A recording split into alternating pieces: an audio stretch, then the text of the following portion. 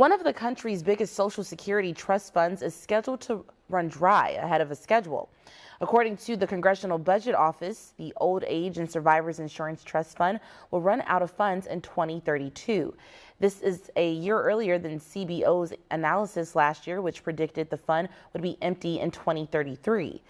The trust fund is one of two funds that is used to pay Social Security benefits. The founder of 210 Financial, Phil Cooper, says that the main reason for the fund decrease is because more people are retiring than those who are paying Social Security taxes.